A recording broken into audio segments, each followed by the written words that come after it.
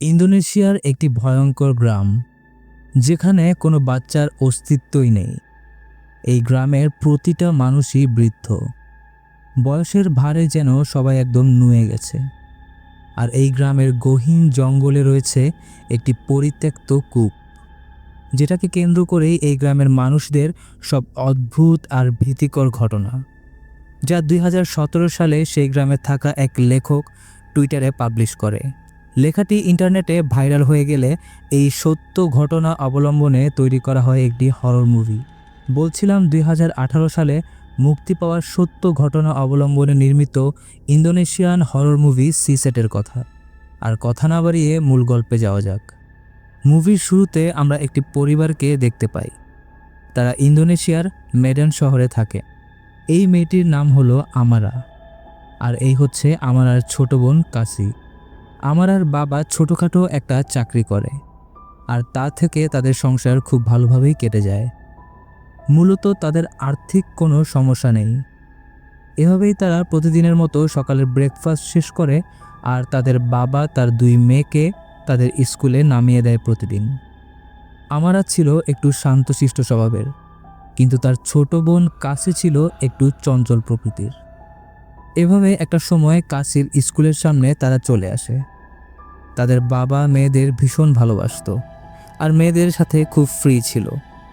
কাসি তার বাবার কাছ থেকে কিছু টাকা চায় পোশাক কেনার জন্য, আর এভাবেই তাদের বাবা তাদেরকে নামিয়ে দিয়ে চলে যায় আর বলে যে আমি অবশ্যই তোমাদের নিতে আসব, আমার জন্য অপেক্ষা করবে। তাদেরকে নামিয়ে দিতে গেলে দেখা যায় এটি ছিল মেয়েদের নাচের প্রশিক্ষণ স্কুল। এক পর্যায়ে তাদের ক্লাস শেষ হলে আমারা আর কাসি তাদের বাবার জন্য অপেক্ষা করতে থাকে। অনেকটা সময় হয়ে গেছে, তার বাবা এখনও তাদের নিতে আসলো না। এটা ভেবে তারা দুজনেই তার বাবার উপর রাগ করতে থাকে। আর ঠিক তখনই আমারার ফোনে একটা কল আসে। ফোনের ওপার থেকে জানানো হয় তাদের বাবা রোড অ্যাক্সিডেন্টে স্পট ডেড হয়, মানে তাদের বাবা মারা গেছে। এটা শুনে তারা একদমই হতভম্ব হয়ে যায়। দেখা যায় আমারা আর কাসি বাসায় ফিরে দেখতে পায় তাদের প্রিয় বাবার লাশ। তাদের পরিবারের জন্য এটা ছিল সবচেয়ে দুঃখজনক ঘটনা, যার কোনো ব্যাখ্যা পৃথিবীতে নেই। আর পরের দৃশ্যে দেখা যায় মেদান শহর থেকে তারা গ্রামের উদ্দেশ্যে রওনা করছে। তাদের সকলের মনে যেন তাদের বাবা হারানোর শোকের তীব্র আঘাত সহ্য করার ক্ষমতা হারিয়ে ফেলেছে। আর এই জন্যই তারা শহর ছেড়ে গ্রামের উদ্দেশ্যে যায় একটু নিরিবিলি পরিবেশের জন্য। এখানে গাড়ির ভেতর দেখা যায় আমারা, তার ছোট বোন কাসি আর তার মা, এছাড়াও একজন বৃদ্ধকে দেখা যায়, আর উনি হলেন আমারার নানা, মানে আমারার মায়ের বাবা। তারা সবাই তার নানার গ্রামের দিকে যাচ্ছে। এতে করে হয়তো তারা তাদের বাবা হারানোর মতো যন্ত্রণা কিছুটা ভুলে থাকতে পারবে। আর মুভির এখান থেকেই মূলত শুরু হয় অদ্ভুত আর ভৌতিক সকল ঘটনা। গাড়ির ভেতর থেকে দেখা যায় গ্রামের সবগুলো মানুষই বৃদ্ধ। তখন কাসি তার নানার কাছে জানতে চায় গ্রামবাসীরা সবাই বৃদ্ধ কেন, কিন্তু নানা এই কথার কোনো উত্তর এই মুহূর্তে দেয় না।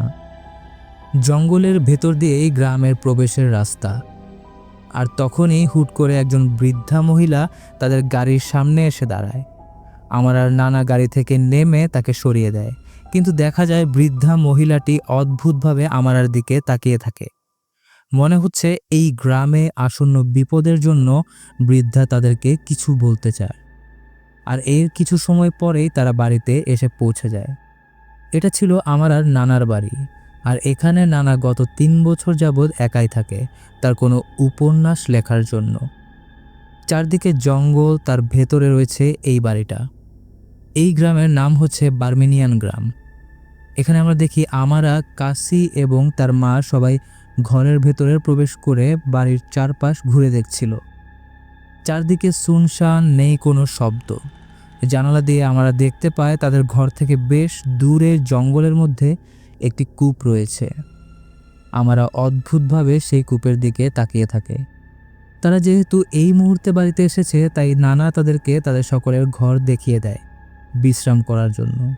রাতের বেলা ঘুমানোর সময় আমরা তার বাবাকে খুবই মিস করতে থাকে। আমরা ছিল বড় মেয়ে, তাই তার বাবা আমারাকে সবথেকে বেশি ভালোবাসতো। সেই রাতে তারা সবাই ঘুমিয়ে যায়, কিন্তু খুব ভোরে আমার আর ঘুম ভেঙে যায়। মনে হচ্ছে ঘরের বাইরে কারা যেন হাঁটাচলা করছে আর কেমন যেন মন্ত্রপাঠ করছে। দেখা যায় গ্রামের সকলে জঙ্গলে বেরিয়ে পড়েছে। তারা সবাই বৃদ্ধ আর সকলে কোনো একটা বিশেষ শক্তিকে সন্তুষ্ট রাখার জন্য প্রার্থনা করছে। কিন্তু সবচেয়ে অবাক করা বিষয় হলো, গ্রামবাসীদের মধ্যে আমার আর নানাও আছে। সেও বাকিদের মতোই প্রার্থনায় ব্যস্ত। এখানে সকলেই কেমন যেন একটা গভীর রহস্যর ভিতর আটকা পড়ে আছে। গ্রামবাসীদের এমন অদ্ভুত কাজকর্ম আমরা দূর থেকে সবকিছু দেখছিল।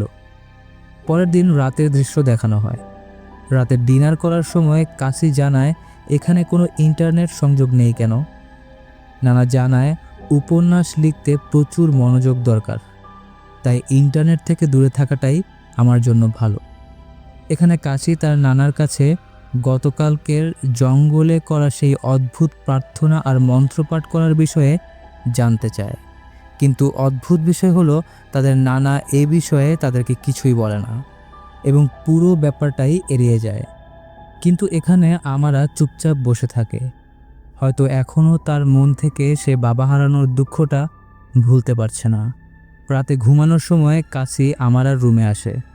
তারা দুজনে মিলে তাদের বাবার সম্পর্কে ভালো ভালো বিষয়ে ভাবতে শুরু করে। তারা ভীষণভাবে তাদের বাবাকে মিস করছে। বিশেষ করে আমারা একটু বেশি তার বাবাকে মিস করছে। কিন্তু আমারা এখানে অদ্ভুত একটা চিন্তাভাবনা শুরু করে।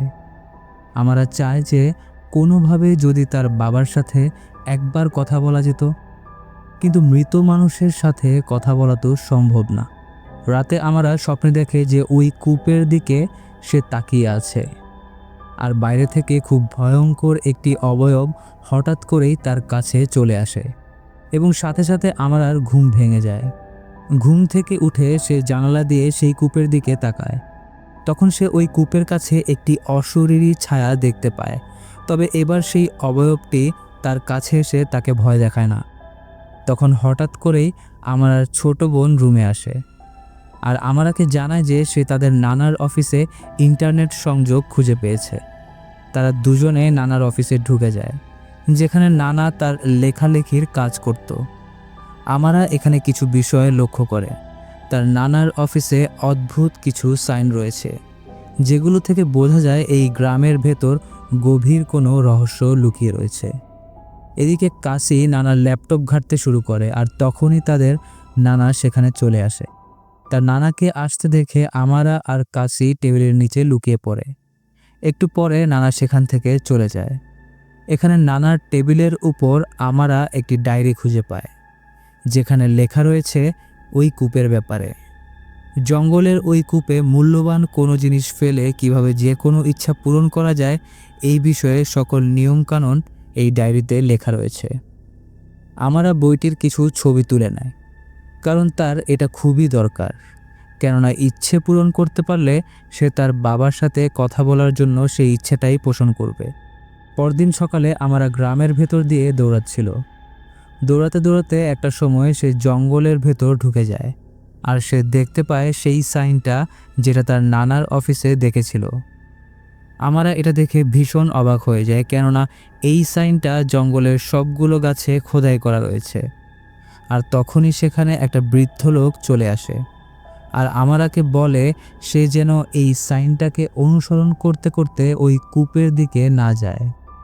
কিন্তু আমরা এই লোকের কথা পাত্তা না দিয়ে ওই কূপের দিকে চলে যায়। আমরা দেখে এটি খুবই পুরনো এবং পরিত্যক্ত একটি কূপ, যার চারপাশে ঝুলানো রয়েছে সেই সাইনগুলো। সময়টা ছিল খুবই ভোরবেলা। কূপের আশপাশটা অনেক নিস্তব্ধ ছিল। আমরা কিছুটা ভয় পায় আর সেখান থেকে চলে যায়। এদিকে আজ তারা প্রথম স্কুলে যাবে। স্কুলটা অনেক দূরে, প্রায় শহরের কাছাকাছি। আগে যেমন তাদের বাবা মেয়েদের স্কুলে নামিয়ে দিত, এখন তাদের মা সেই দায়িত্বটাই পালন করছে।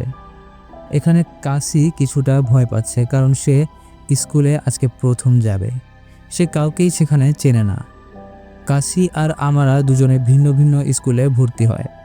দেখা যায় আমরা আজ প্রথম দিন স্কুলে আসতে দেরি করে ফেলে, তাই ক্লাসের শিক্ষক সহ স্টুডেন্টরা সবাই মিলে তাকে নিয়ে হাসি ঠাট্টা শুরু করতে থাকে।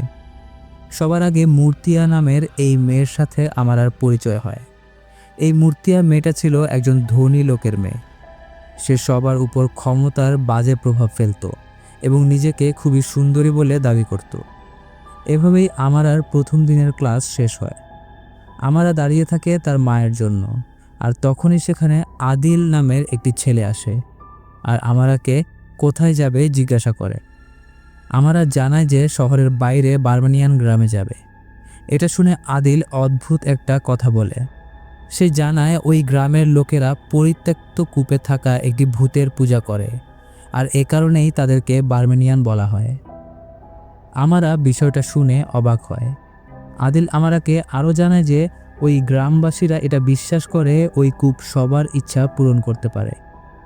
আমরা আদিলকে জিজ্ঞেস করে ওই কূপ কি মৃতদের সাথে কথা বলাতে পারে। আদিল আমারাকে কূপ সম্পর্কে আরও অনেক কিছু জানায়, আর এগুলো শুনে আমরা কূপের কাছে গিয়ে পূজা করার প্ল্যান শুরু করে। পরের দৃশ্যে দেখা যায় আমরা সন্ধ্যার সময় তার নানার অফিসে যায়, আর তার নানার ডায়েরি থেকে কূপের পূজা করার সকল নিয়মকানুন জেনে নেয়। রাতে দেখা যায় আমরা কিছু আসবাবপত্র নেয়, যেগুলো দিয়ে সে পূজা করলে কূপের ভেতর থাকা কোনো শক্তি তাকে সাহায্য করার জন্য রাজি হবে। আমরা কিন্তু নিজেও জানি না যে শয়তানের উপাসনা করা কতটা ভয়ানক পরিণতি ডেকে আনতে পারে। এভাবেই ওই দিন রাতে আমরা কূপের কাছে চলে আসে, আর সেই ডায়েরিতে লেখা নিয়ম অনুযায়ী কাজ শুরু করে। আসলে আমরা চাচ্ছিল তার বাবার সাথে যোগাযোগ করতে, আর এটাই হলো তার একমাত্র ইচ্ছে। আমরা একে একে সব কয়টি বাতি জ্বালিয়ে দেয়, সাথে সব নিয়ম অনুযায়ী উপাসনার জন্য প্রস্তুত হয়ে যায়। দেখা যায় আমরা এক একটি করে মন্ত্রপাঠ করছে আর একটি পাত্র ভরা কাদামাটির মতো কিছু নিজের গায়ে ঢালছে, আর এভাবেই সব কয়টি ধাপ অতিক্রম করে নিজের একটি চেইন কূপের মধ্যে ফেলে দেয়। এই চেইন ফেলার মানে হলো সে কূপে থাকা শয়তানকে এটি উৎসর্গ করলো, আর আমরা তখন কূপের দিকে ইঙ্গিত করে জানায় সে তার বাবার সাথে শেষবারের মতো কথা বলতে চায়। কিন্তু কূপ থেকে কোনো উত্তর ফিরে আসে না। প্রতিক্রিয়া না পেয়ে আমরা বাসায় ফিরে আসে। দেখা যায় পরের দিন স্বাভাবিকভাবেই কাশি আর আমরা স্কুলে যাওয়ার জন্য বের হয়, কিন্তু কাশি লক্ষ্য করে আমার গা থেকে দুর্গন্ধ বের হচ্ছে, কারণ আমরা গত রাতে ওই কূপের কাছে বিভিন্ন কাদামাটি দিয়ে গোসল করেছে। আর এপাশ থেকে নানাকে দেখা যায় সে কোনো বিশেষ কিছুর উপস্থিতি আশঙ্কা করছে। তারা যখন গাড়িতে করে স্কুলের দিকে যাচ্ছিল, তখন গ্রামের সকল বৃদ্ধ মানুষগুলো আমার দিকে অদ্ভুত দৃষ্টিতে তাকাচ্ছিল। মনে হচ্ছে গ্রামবাসীরা বুঝতে পেরেছে গতরাতে আমরা খারাপ ওই শক্তিকে জাগিয়ে তুলেছে, আর এভাবেই তারা স্কুলে পৌঁছে যায়। কিন্তু এই স্কুল থেকেই খুব ভীতিকর ঘটনা ঘটতে শুরু করে। দেখা যায় আমরা ক্লাসে বসে তার মায়ের ছবিকে নষ্ট করতে থাকে। মানে মনে মনে আমরা তার মায়ের উপর রেগেছিল। কিন্তু অদ্ভুত বিষয় হলো আমরা যখন ক্লাসে বসে তার মাকে নিয়ে চিন্তাভাবনা করছে, ঠিক তখনই বাড়িতে আমার আর মায়ের সাথে ভয়ানক ঘটনা ঘটতে শুরু করে। দেখা যায় তার মাকে অদৃশ্য কোনো শক্তি নিয়ে যেতে থাকে আর বিভিন্নভাবে ভয় দেখাতে শুরু করে। এমনকি তাকে অচেতন করে ঘরের সিঁড়ি থেকে নিচে ফেলে দেয়। এতে করে আমার আর মায়ের পা ভেঙে যায়। আর একই সময়ে অন্যদিকে ক্লাসে বসে আমার আর প্রচণ্ড বমি হতে থাকে এবং তার মুখ থেকে কিছু কাদামাটি বের হয়ে আসে, ঠিক যেমন কিছু দিয়ে গতকাল রাতে সে নিজের গায়ে ঢেলে গোসল করেছিল। আমরা দ্রুত বাথরুমে চলে যায়। তার পিছন পিছন মূর্তিয়াও বাথরুমে চলে আসে, আর সে জানতে চায় আমার আর কী হয়েছে। কিন্তু আমারও তো নিজেও জানে না এসব কি হচ্ছে তার সাথে। সে মূর্তিয়াকে চলে যেতে বলে। পরের সিনে দেখা যায় ক্লাস শেষ করে আদিলের সাথে আমার আর দেখা হয়। আদিল তার বাইকে করে আমারাকে তাদের গ্রামে পৌঁছে দেয়। আদিলকে বিদায় দিয়ে পিছন ফিরতেই আমরা এক বৃদ্ধকে দেখতে পাই। বৃদ্ধা চিৎকার করে বলে আমার আর একদমই উচিত হয়নি তাকে আবার ফিরিয়ে আনা। আমরা কিছুই বুঝতে না পেরে সেখান থেকে তাড়াতাড়ি করে বাড়িতে চলে আসে। পথেই তার নানার সাথে তার দেখা হয়। আমরা এখানে অনেক রেগে আছে তার মায়ের উপরে। সে তার নানাকে বলে কেন তার মা আজকে তাদেরকে নিতে আসেনি। কিন্তু নানা জানায় আমারার মা খুব অসুস্থ এবং ঘরে গিয়ে নিজের মাকে দেখে আসার জন্য। কোনো এক কারণে সিঁড়ি থেকে পড়ে তার মায়ের পা ভেঙে গেছে। আমারা এটা শুনে দৌড়ে বাড়িতে যায়, দেখে সত্যি তার মা ভীষণভাবে অসুস্থ। কেন এবং কিভাবে এসব হলো তার কোনো ব্যাখ্যা এখনও পাওয়া যায়নি। আর এ রাতেই নানা আমারাকে জানায় আগামীকাল যেন তারা নিজেরাই গাড়ি চালিয়ে স্কুলে যায় আর কাশিকে তার স্কুলে নামিয়ে দেয়। এখানে আমারা জানায় তাদের নানা যেন তাদের গাড়ি চালিয়ে দিয়ে আসে, কিন্তু নানা বলে তার উপন্যাস লিখতে অনেক সময় লাগবে, তাই সে যেতে পারবে না। একটু পরেই আমারা রাতে তার অসুস্থ মায়ের জন্য খাবার নিয়ে তার রুমে যায়, কিন্তু অদ্ভুত বিষয়, বিছানায় তার মা নেই। সেখানে শুয়ে আছে এক কালো কুৎসিত কোনো চেহারার একটি অবয়ব। আমারা এটা দেখে ভীষণভাবে ভয় পেয়ে যায় আর চিৎকার করতে শুরু করে। আমারার চিৎকার শুনে কাশি সেখানে চলে আসে, আর এখন দেখা গেল তাদের মা খাটেই শুয়ে আছে। আর একটু আগে আমারা যা দেখেছিল তারও কোনো ব্যাখ্যা মিলছে না। কি ছিল এটা, আর এটা শুধু আমারা একাই কেন দেখছে?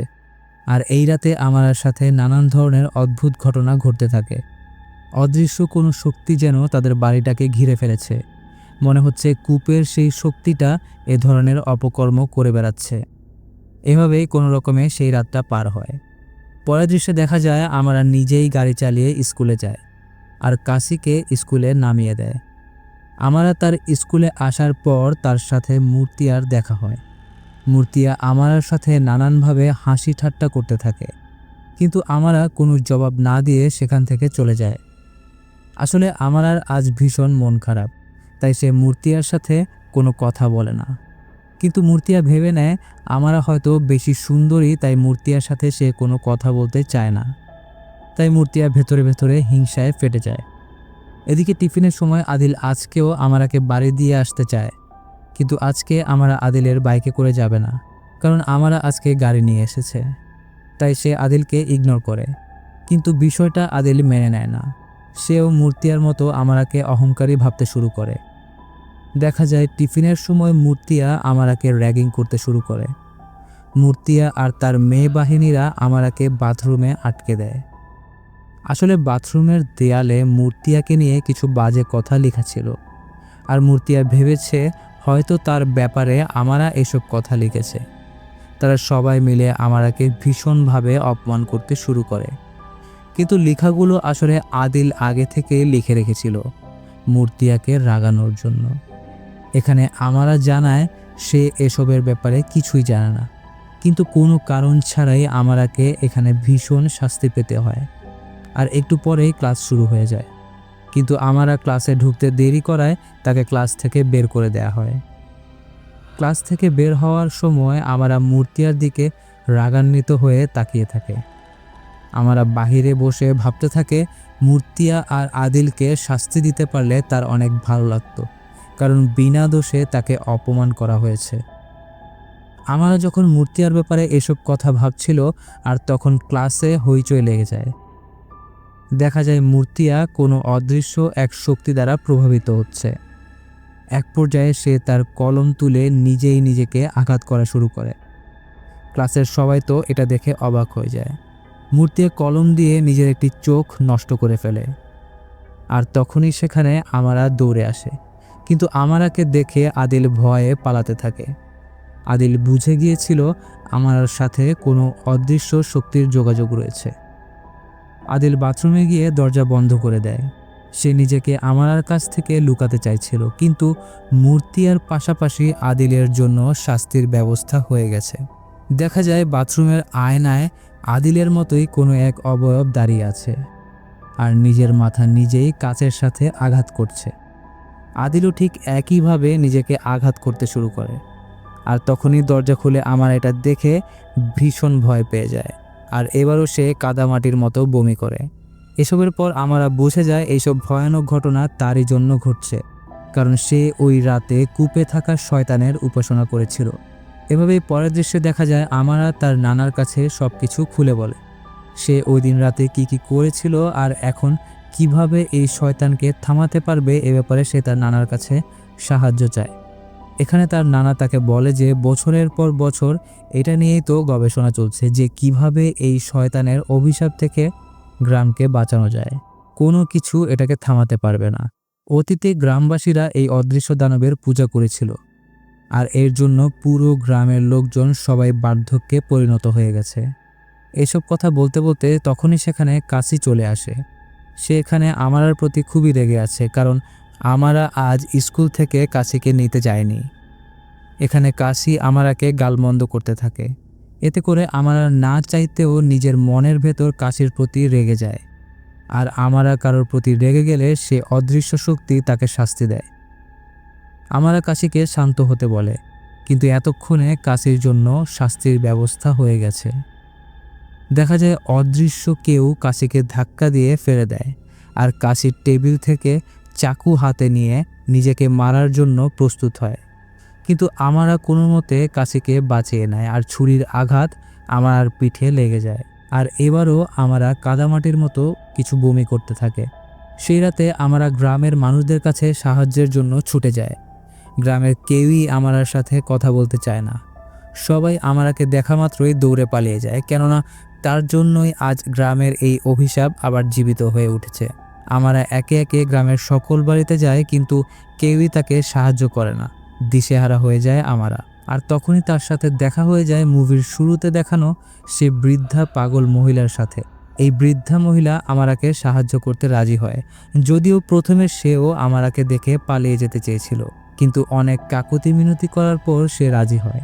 এই বৃদ্ধ মহিলা জানায় যে বার্মেনিয়ানের পূজা করলে বার্মেনিয়ান তার অনুগত হয়, কিন্তু সে কারো ইচ্ছা পূরণ করে না, বরং পূজাকারীর অপছন্দের মানুষকে সে কষ্ট দেয়। বৃদ্ধা এখানে একটা ভয়ঙ্কর কথা বলে যে বার্মেনিয়ানকে থামাতে হলে অবশ্যই কিছু উৎসর্গ করতে হবে, যেটা খুবই মূল্যবান, কিন্তু কি উৎসর্গ করতে হবে সেটা বৃদ্ধা জানায় না। বৃদ্ধার পেছন ধরে আমরা বার্মেনিয়ান কূপের দিকে চলে যায়। সে কান্নায় ভেঙে পড়ে, কারণ তার জন্যই তো গ্রামে এই অভিশাপ আবার নেমে এসেছে। এক পর্যায়ে আমরা কূপের কাছে চলে আসে, আর তার গলা থেকে একটা চেইন কূপের ভেতরে ফেলে দেয়। মানে বার্মেনিয়ানকে থামানোর জন্য সে এটা উৎসর্গ করলো। কিন্তু বৃদ্ধা এটা দেখে খুবই রেগে যায়, কেননা বৃদ্ধা এই উৎসর্গের কথা তাকে বলেনি। কূপের ভেতর চেইন ফেলাতে বার্মেনিয়ান আরও রেগে যাবে। সে এখন আমারার সকল ভালোবাসার মানুষদেরকে মেরে ফেলবে। আগে বার্মেনিয়ান আমারার অপছন্দের লোকদের ক্ষতি করত, কিন্তু এখন তার উল্টো হবে। এখন এই শয়তান তার পছন্দের মানুষগুলোকে একে একে ক্ষতি করতে শুরু করবে। মানে আমরা যাকে যাকে ভালোবাসবে এই পিশাচ এখন তাদেরকে মেরে ফেলবে।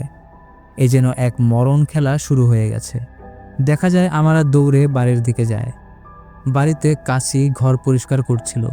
ঠিক তখনই কাশির শরীরে অদৃশ্য সেই শক্তিটি ভর করে, আর কাশিকে প্রায় অচেতন করে উপর থেকে ফেলে দেওয়ার চেষ্টা করে, কিন্তু আমরা তাকে কোনো মতে বাঁচিয়ে নেয়। কিন্তু এখানেই ঘটনা শেষ হয় না। দেখা যায় আমরা তার মায়ের খোঁজে উপরে যায়, কিন্তু এদিকে তাদের নানাকে ভীষণ বাজেভাবে ভয় দেখাতে শুরু করে সেই বার্মেনিয়ান।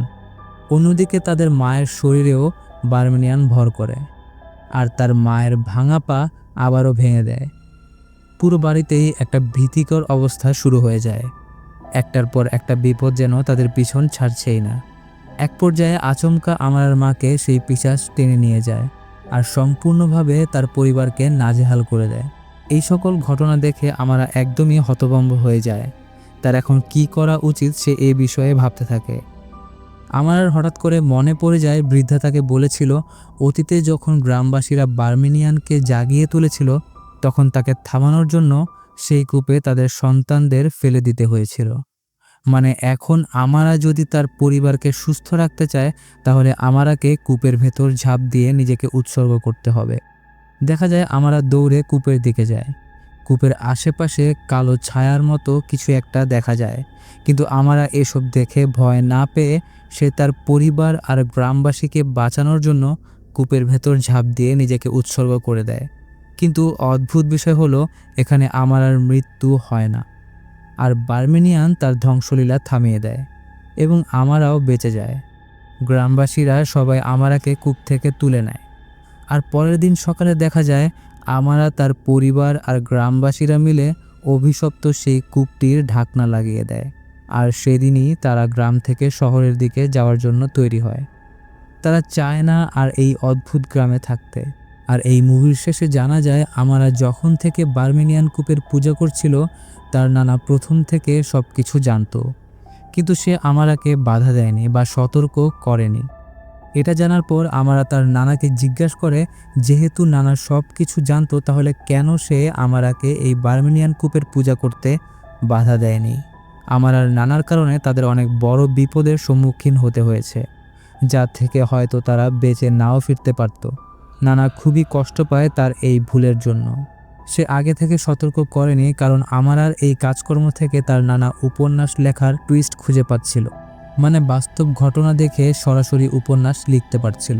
এইসব কথা শোনার পর আমারা তার নানাকে তাদের সাথে শহরে চলে আসার জন্য বলে, কিন্তু তাদের নানা এই বার্মিনিয়ান গ্রাম ছেড়ে যেতে চায় না। সে উপন্যাস লেখার জন্য এখানেই থেকে যায়। এভাবেই মুভিটি এখানে শেষ হয়ে যায়।